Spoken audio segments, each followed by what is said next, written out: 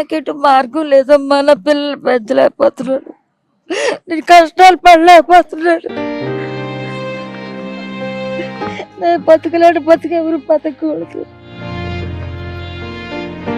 వీళ్ళకి కొంచెం మైండ్ సరి ఉండదు, పడిపోతుంది. కొంచెం బట్టలు ఇప్పించుకొని అలాగ ఇంట్లో అట్లా కూర్చుంటుంది. దానివల్ల నేను ఇంట్లో అలాగ ఉండేదాన్ని పిల్లలు పట్టుకొని. ఇప్పుడు ఇలాగే స్కూల్లోకి వచ్చిన తర్వాతేనండి నా పిల్లలు బాగున్నారండి. లేకపోతే ఇంట్లో వాళ్ళతోటి నేను అలాగ ఇంట్లో ఉండేది.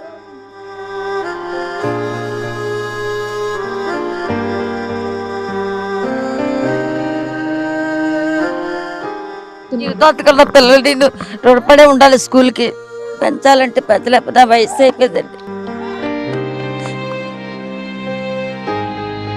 దిక్కుమాలాల కంటే భగవంతుడు దేవుడే దిక్కని, ఆ భగవంతుడే దిక్కు నాకు. నీకు అంతకంటే నీకేం చేయలేదు.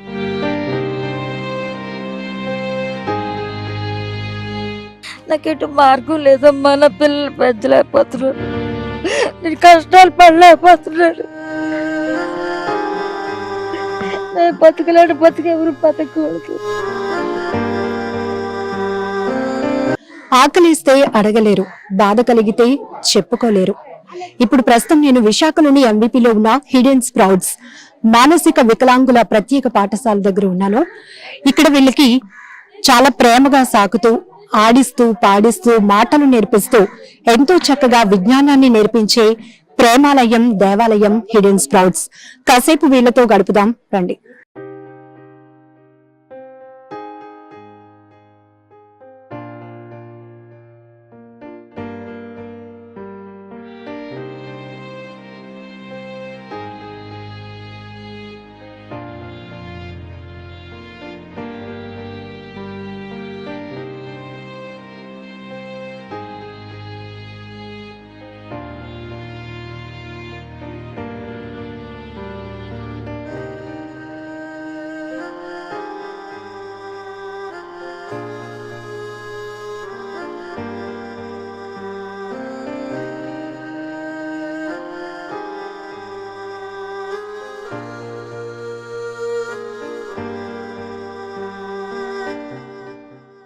నార్మల్ గా అన్ని తెలిసిన పిల్లల్ని కంట్రోల్లో పెట్టాలన్నా, వాళ్ళ యొక్క డిసిప్లిన్ నేర్పించాలన్నా కూడా చాలా కష్టం అవుతుంది.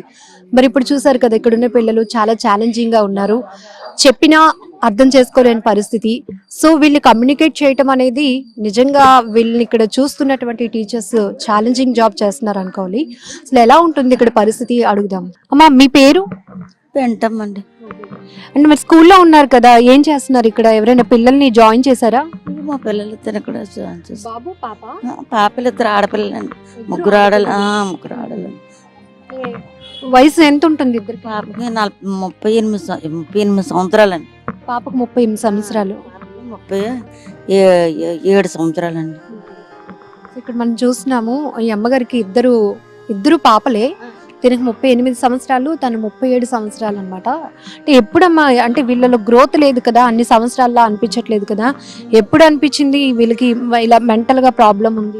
పుట్టుకతోటేనండి, పుట్టుకతోటే పడుతున్నాను, చేస్తున్నాను. చేసి ఇంట్లో అలాగ ఉంచేదాన్ని, నేను అలాగ ఇంట్లో ఉండేదాన్ని.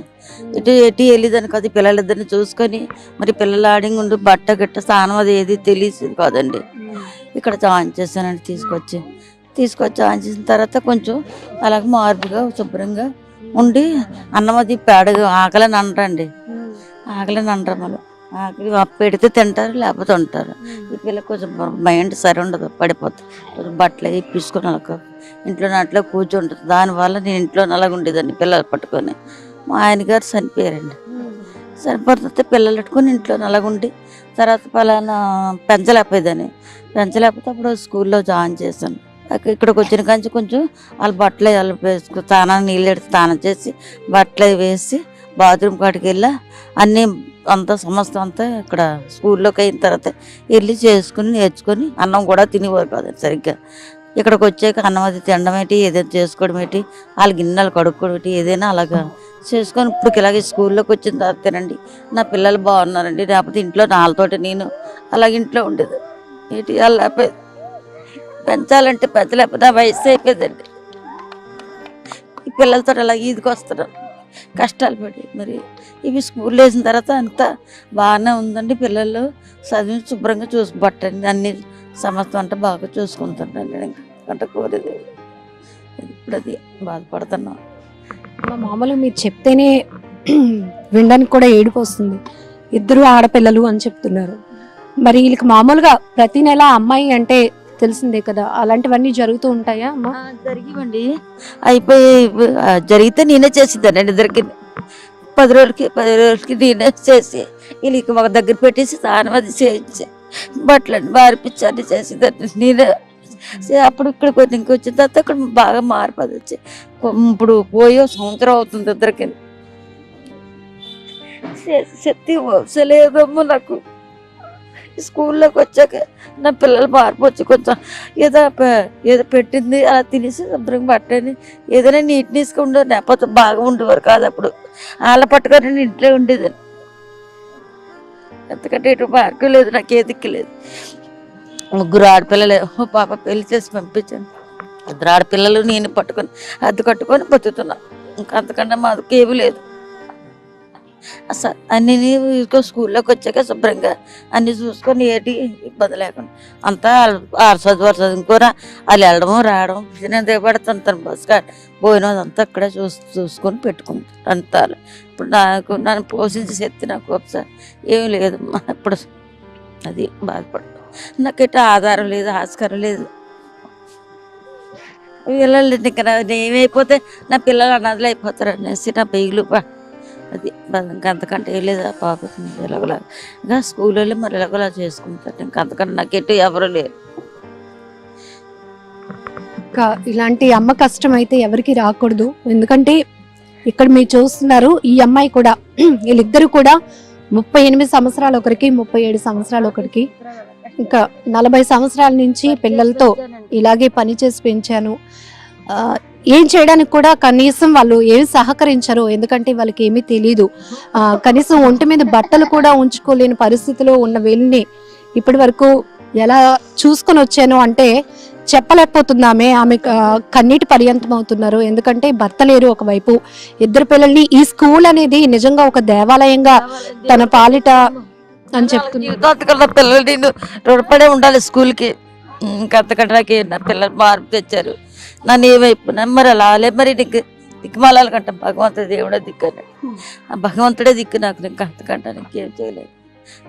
బాబు నాకెటు మార్గం లేదమ్మా. నా పిల్లలు పెంచలేకపోతున్నాడు, నేను కష్టాలు పడలేకపోతున్నాడు. నేను బతుకులేడు, బతికెవరు బతకూడదు.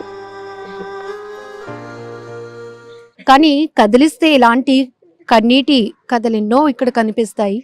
ఎందుకంటే ఒకరు కాదు, ఈ తల్లి కష్టం అయితే ఎవరికి రాకూడదు. 2 కూడా ఆడపిల్లలు.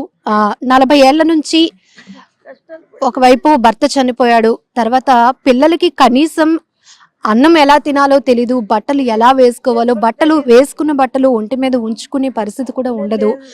అలాంటి తల్లి ఈరోజు ఇది ఒక దేవాలయంగా భావించి పిల్లలతో ఇక్కడ ఉంటుంది.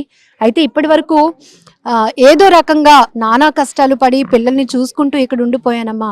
తర్వాత నా పరిస్థితి ఏంటో కూడా అర్థం కాని ఒక అయోమయంలో ఉన్నాను. మాలాంటి వాళ్ళని కాపాడాలి అని ఆమె కోరుకుంటుంది. దిక్కులేనటువంటి పరిస్థితిలో ఉన్న నాకు ఇక్కడికి వచ్చిన తర్వాత పిల్లలు కొంచెం జాగ్రత్తగా చూసుకోవటానికి, కంటికి రెప్పలా కాపాడుకోవటానికి ఇక్కడ స్కూల్లో ఉన్నటువంటి సిబ్బంది కానీ అలాగే తను కూడా ఇక్కడే ఉండి చూసుకుంటున్నానని చెప్తున్నారు. ఇదిగో మనం చూస్తున్నాం కదా విజువల్స్లో, 2 పిల్లలు అనమాట, ఆడపిల్లలు. కనీసం వాళ్ళకి ఏమీ తెలియదండి. ఎందుకంటే ఈ ఏజ్కి తగ్గట్టు కూడా వాళ్ళలో ఫిజికల్ గ్రోత్ కూడా లేదు. ఎందుకంటే చిన్నప్పటి నుంచి పుట్టుకతోనే వీళ్ళు ఇలా ఉండడం వల్ల ఇప్పటి వరకు ఇంట్లోనే అలా పెట్టుకుని ఆమె పెంచి పోషించారు. ఆ తర్వాత ఏం చేయాలో కూడా తెలియలేని పరిస్థితి. వయసు వచ్చిన తర్వాత అమ్మాయిల విషయంలో ఎదుర్కొనే అనేక సమస్యలు ఉంటాయి. అవన్నీ కూడా పడ్డానమ్మా. ఇంక నేను ఏం చేయలేని పరిస్థితిలో ఇదొక దేవాలయంగానే ఇక్కడ నేను ఉన్నాను, పిల్లలిద్దరినీ చూసుకుంటున్నానని ఆమె చెప్తుంది. నిజంగా ఇలాంటి వాళ్ళు ఎంతో మంది ఉంటారు. ఇటువంటి వారికి అయితే మనం ఖచ్చితంగా సపోర్ట్ చేయాలి.